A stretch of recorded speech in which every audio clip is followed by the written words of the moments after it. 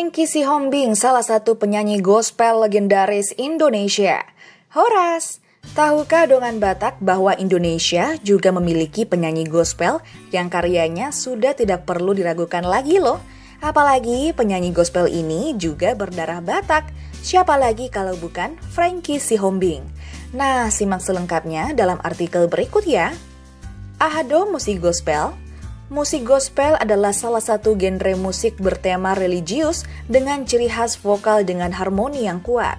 Musik gospel ini terdiri dari gospel kontemporer urban, dan gospel modern. Musik gospel ini biasa kita temukan pada lagu-lagu pujian dan penyembahan Kristen. Isedo Frankie Sihombing.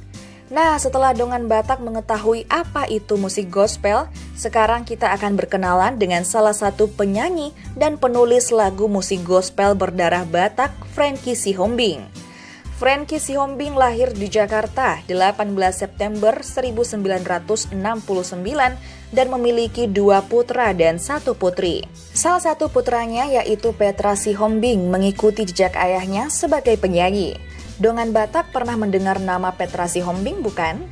Karir bermusik Frankie Sihombing dimulai sejak ia bergabung dengan salah satu grup musik bernama Ezra, yang di kemudian hari mengubah namanya menjadi Voice of Galilea atau VOG.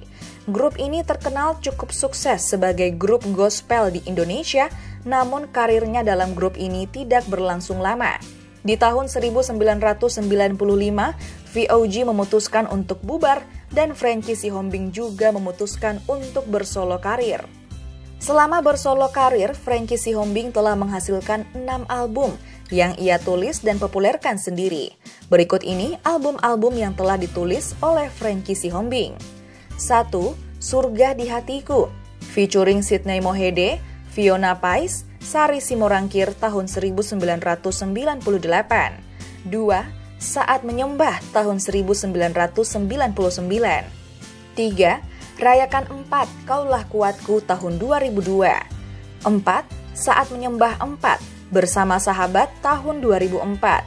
5. Saat Menyembah 5 tahun 2007. 6. Yesusku Berseru tahun 2010.